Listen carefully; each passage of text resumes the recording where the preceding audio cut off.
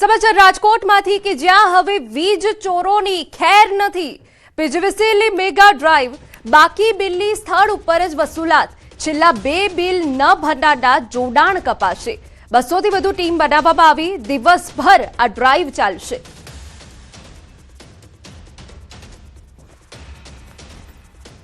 તો આપને એ દ્રશ્યો બતાવી રહ્યા છે। છેલ્લા 2 બિલ ન ભરનાર સામે કાર્યવાહી કરવામાં આવશે। જોડાણ કાપી નાખવામાં આવશે। ઘણા સમયથી રાજકોટમાં વીજ ચોરીની બુમરાણ હતી, તે વચ્ચે પીજીવીસીએલ દ્વારા મેગા ડ્રાઈવ કરવામાં આવી રહી છે, જે હવે ચાલશે। એટલે કે રાજકોટમાં વીજ ચોરોની હવે ખેર નથી। બોટાદ એલસીબીની ટીમ દ્વારા મોટી કાર્યવાહી કરવામાં આવી। કાર્યવાહી દરમિયાન મોટર અને વાહન ચોરીના 3 ગુનાઓ ડિટેક્ટ થયા। પોલીસે કુલ 12,58,000નો મુદ્દામાલ કબજે કરી 9 આરોપીને ઝડપી પાડ્યા, જ્યારે અન્ય 2 આરોપી હજુ પણ ફરાર છે। પોલીસ તપાસમાં ખુલાસો થયો કે આરોપીઓ અવાવરૂ જગ્યા, ખેતરો, જીનિંગ ફેક્ટરીઓ અને પ્લાન્ટમાંથી મોટર, બેટરી અને કમ્પ્રેસરની ચોરી કરી ભંગાર તરીકે વેચતા। તપાસ દરમિયાન સીસીટીવી ફૂટેજ અને ટેકનિકલ એનાલિસિસના આધારે એક સંગઠિત ટોળકી ચોરીને અંજામ આપતી હોવાની માહિતી મળતા જ મહમ્મદનગર વિસ્તારમાં દરોડા પાડતા 5 શખ્સો ચોરીના મુદ્દામાલ અને વાહનો સાથે ઝડપાયા। આરોપીની પૂછપરછ દરમિયાન વધુ 4 આરોપીને ઝડપી પાડવામાં આવ્યા હતા। પોલીસ વડા ધર્મેન્દ્ર શર્માએ એલસીબી ટીમની સફળ કાર્યવાહીની પ્રશંસા કરી।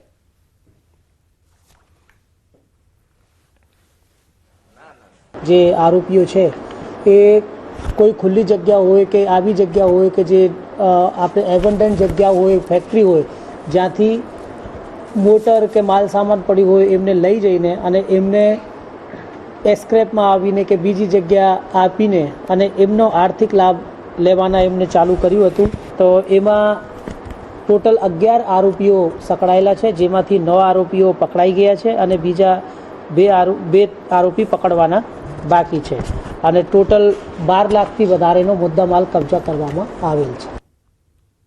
સમાચારમાં આગળ વધીએ। સુરેન્દ્રનગરના થાન તાલુકાના સોનગઢ ગામની સીમમાં દીપડો દેખાતા ખેડૂતો અને ગ્રામજનોમાં ફફડાટનો માહોલ સર્જાયો। છેલ્લા 15 દિવસ દરમિયાન દીપડાએ 3 વાછરડાનું મારણ કર્યું હોવાનું સામે આવતા પશુપાલકો પણ ભય અનુભવી રહ્યા છે। સ્થાનિક લોકોના જણાવ્યા મુજબ બાંડિયા બેલી વીડ વિસ્તારમાં અંદાજે 7 જેટલા દીપડા વસવાટ કરે છે। આ દીપડા ઘણીવાર વીડ વિસ્તાર છોડી ગ્રામ્ય વિસ્તારો તરફ આંટાફેરા કરવા આવતા હોવાના કારણે સોનગઢ તેમજ આસપાસના ગામોમાં ચિંતા વ્યાપી છે। ખાસ કરીને વાડી વિસ્તારમાં રહેતા ખેત મજૂરો અને ખેડૂતોમાં રાત્રિના સમયે બહાર નીકળતા પણ ભયનો માહોલ જોવા મળી રહ્યો છે।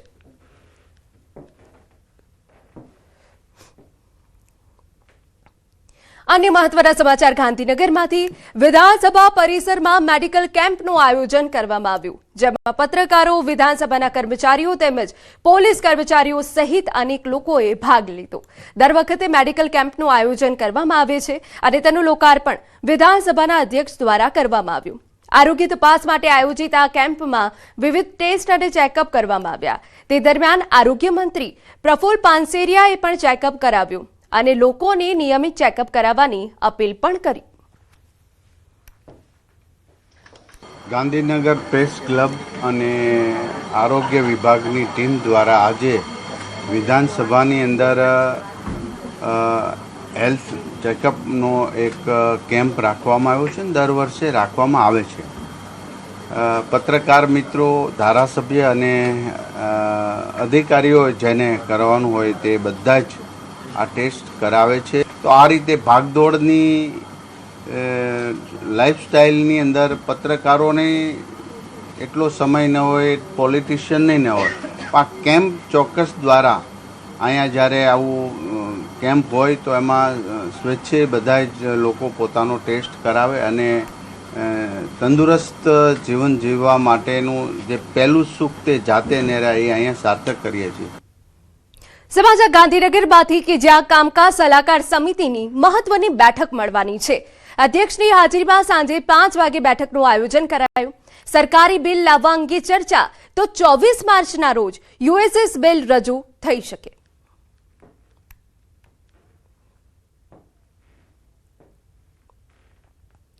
અમદાવાદમાં વધતી ગરમીને લઈ ટ્રાફિક પોલીસ એક્શનમાં।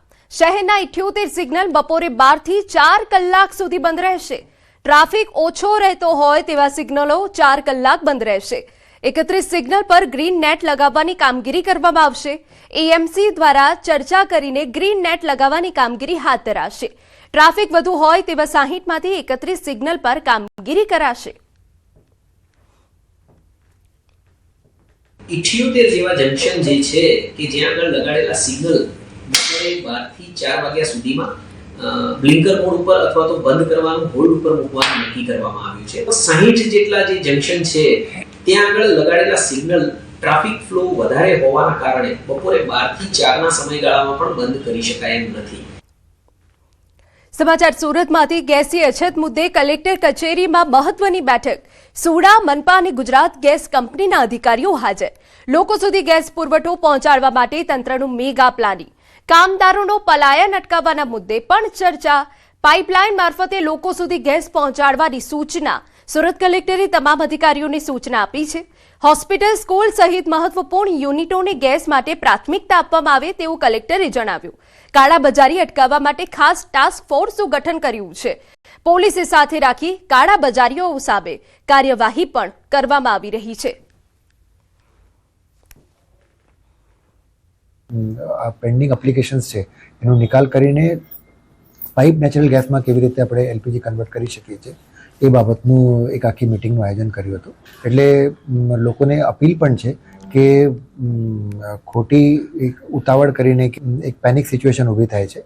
એટલે પેનિક કરવાની કોઈ જરૂર નથી.